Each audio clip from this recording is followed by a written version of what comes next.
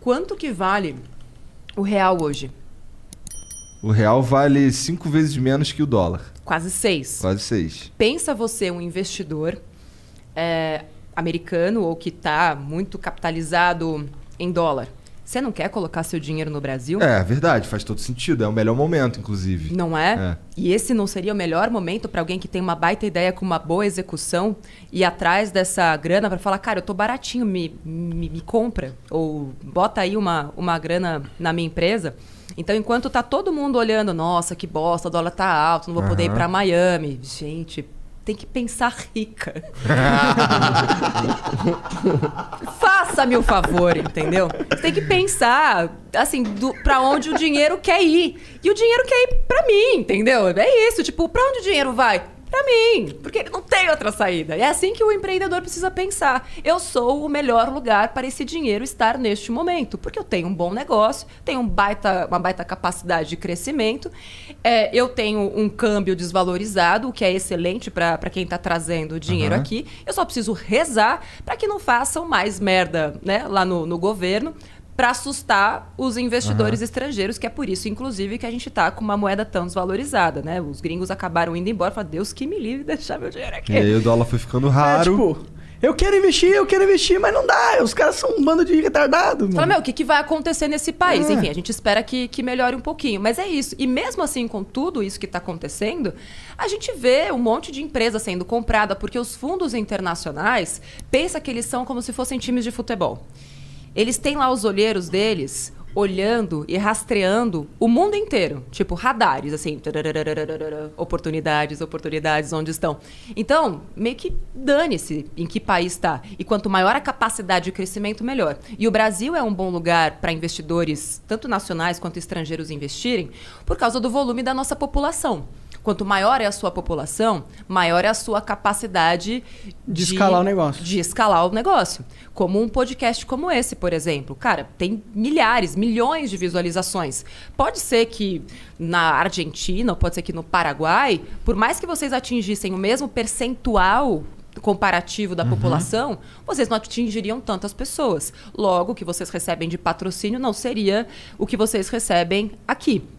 Então, quanto maior é a população de um país, maior é a capacidade daquele negócio escalar e mais dinheiro você vai receber. Entendi. Faz sentido pra caralho. Esses investidores aí, eles geralmente são, por exemplo, pessoas comuns que ficaram... Não, o que eu quero dizer com isso? Os investidores? Não. Porque assim, esses investidores aí, por exemplo, a gente tá falando de pessoa física. Não necessariamente. Podem ser em grupos econômicos. Depende do volume de capital que você está falando. Tem investidores anjo, por exemplo. Os investidores anjo são aqueles que geralmente entram no começo do negócio. E quando a gente vai para essa história de VC, de Venture Capital, a gente chama de rodadas. Talvez vocês já tenham escutado falar, o Nubank está na rodada de Series A, Series C, Series B. A gente conversou com um cara que ele explicou um pouquinho desse negócio. Cada um é um tipo de valor, vai aumentando. E é isso, quanto mais o seu negócio cresce, você mostra para o mundo que, olha, eu tenho capacidade de receber mais dinheiro. E cada vez que o cara vai lá e coloca mais dinheiro, e o cara, já daqui a pouquinho eu vou explicar quem é o cara, tá? Cada vez que vem um fundo, por exemplo, colocar mais dinheiro, ele também está acreditando que com aquela grana que ele está colocando, o negócio vai escalar. E não é que ele aposta.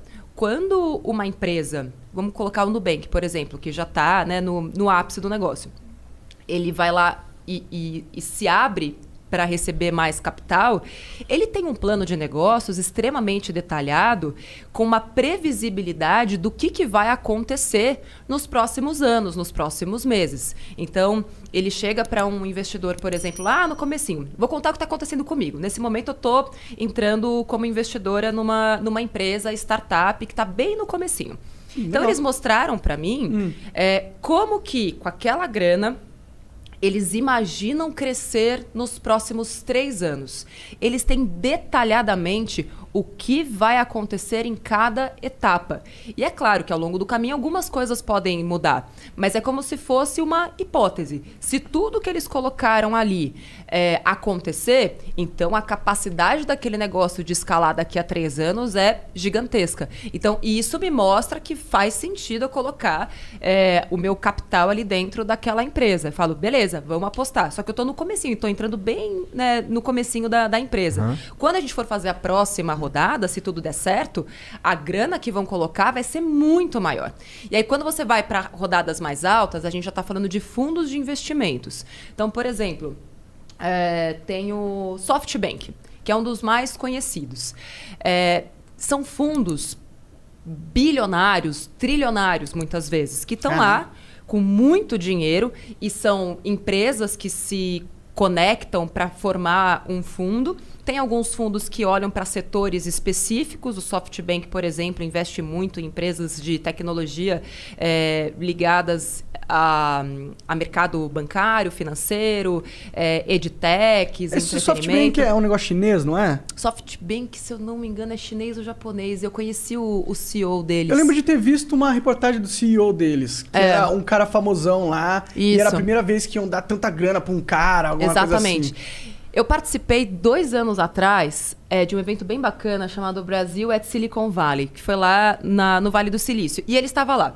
E foi legal porque ele estava contando o que ele enxerga nas empresas. Esse cara não era o CEO, ele é como se fosse esse olheiro. Ele está para o mercado de empresas como o olheiro... Tem outro nome? É olheiro mesmo. É olheiro. Tá para o futebol. E ele está falando, olha, nós estamos agora disponibilizando 5 bilhões de reais para a América Latina. Na época.